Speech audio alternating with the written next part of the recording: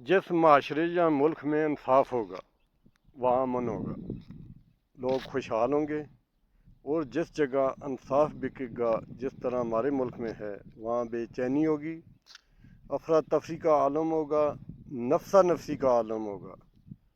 लोग एक दूसरे को शक की निगाह से देखेंगे। घर जे के अमन नहीं होगा, सुकून नहीं होगा। हमारे दीन इस्लाम में भी इंसाफ को यानी अदल के निज़ाम को एक अहम हैसियत हासिल है। अदल इंसाफ रियासत की ज़िम्मेदारी होती है। जिधर इंसाफ नहीं होगा वहाँ गरीब के लिए अलग और अमीर के लिए अलग कानून होंगे। अमीर बड़े से बड़ा जुल्म और गलत काम करके भी दंदनाता फिरेगा और गरीब मामूली सी गलती पर भी सालों जेल भुगतेगा।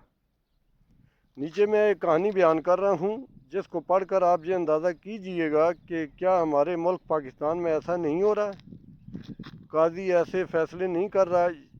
ये अभी आप पर मुनहसर है कि आप क्या फ़ैसला करते हैं, इस कहानी से इत्फाक करते हैं या नहीं, ये आपकी मर्ज़ी है। चलिए मैं आपको कहानी सुनाता हूँ। एक शख्स एक ज़बह की हुई मुर्गी लेकर मुर्गी फ़रोश की दुकान पर आया और कहा कि भाई ज़रा इस मुर्गी को काट कर मुझे दे दो। मुर्गी फ़रोश ने कहा, मुर्गी रख कर चले जाओ और आधा घंटा बाद आकर ले जाना। इत्तेफाक से शहर का काजी मुर्गी फ़रोश की दुकान पर आ गया और मुर्गी फ़रोश से कहा कि ये मुर्गी मुझे दे दो। मुर्गी फ़रोश ने कहा कि ये मुर्गी मेरी नहीं बल्कि किसी और की है और मेरे पास इस वक्त और कोई मुर्गी भी नहीं है जो आपको दे सकूं। काजी ने कहा कि कोई बात नहीं, यही मुर्गी मुझे दे दो। मालिक आए तो कहना कि मुर्गी उड़ गई है। मुर्गी फ़रोश ने कहा कि ऐसा कहने का क्या फ़ायदा होगा, मुर्गी तो खुद उसने ज़बह करके मुझे दी थी, फिर ज़बह की हुई मुर्गी कैसे उड़ सकती है। काजी ने कहा, मैं जो कहता हूँ उसे गौर से सुनो, बस ये मुर्गी मुझे दे दो। उसके मालिक से यही कहो कि तेरी मुर्गी उड़ गई है। वो ज़्यादा से ज़्यादा तुम्हारा मुकदमा लेकर मेरे पास आएगा। तो मुर्गी फ़रोश ने कहा कि अल्लाह सबका पर्दा रखे और मुर्गी काजी को पकड़ा दी। काजी मुर्गी लेकर निकल गया तो मुर्गी का मालिक भी आ गया और दुकानदार से कहा कि मुर्गी काट दी है। मुर्गी फ़रोश ने कहा, मैंने तो काट दी थी मगर आपकी मुर्गी उड़ गई है। मुर्गी वाले ने हैरान होकर पूछा, भला वो कैसे? मैंने खुद ज़बह की थी और ज़बह की हुई मुर्गी कैसे उड़ गई है? दोनों में पहले नोक झोंक शुरू हुई और फिर बाद में बात झगड़े तक जा पहुंची, जिस पर मुर्गी वाले ने कहा कि चलो अदालत काजी के पास चलते हैं, और दोनों चल पड़े। दोनों ने अदालत जाते हुए रास्ते में देखा कि दो आदमी लड़ रहे हैं। एक मुसलमान है जबकि दूसरा यहूदी। छुड़ाने की कोशिश में दुकानदार की उंगली यहूदी की आंख में जा लगी और यहूदी की आंख ज़ाया हो गई। लोगों ने मुर्गी फ़रोश को पकड़ लिया और कहा कि तुम्हें अदालत लेकर जाएंगे।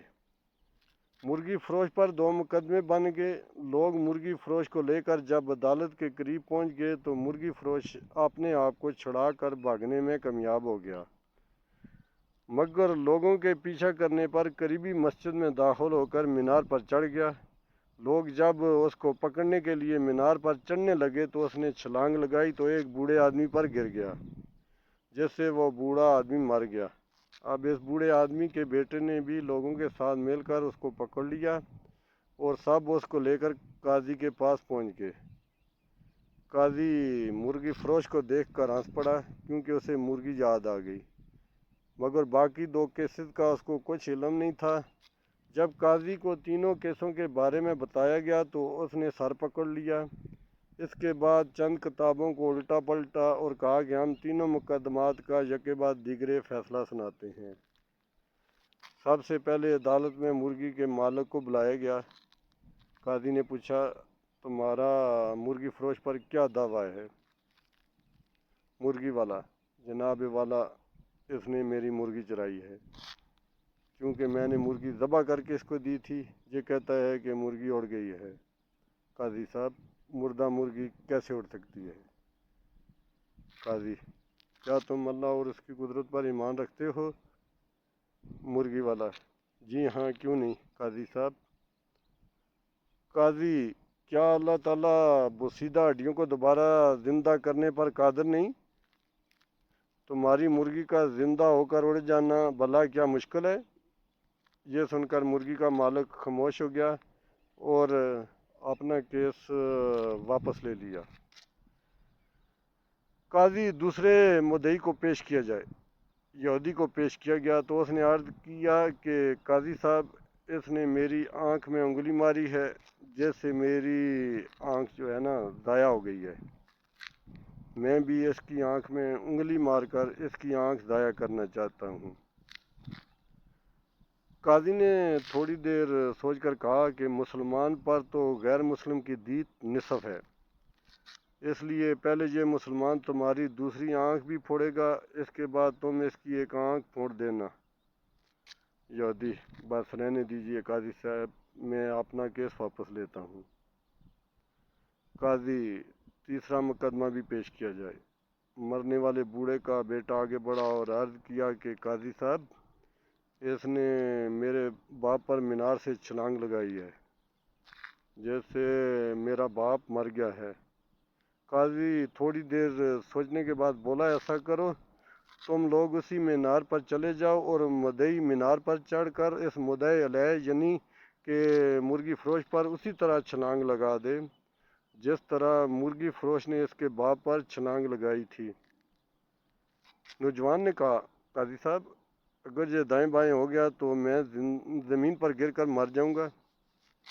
قاضی نے کہا: یہ میرا مسئلہ نہیں ہے، میرا کام عدل کرنا ہے، تمہارا باپ دائیں بائیں کیوں نہیں ہوا تھا؟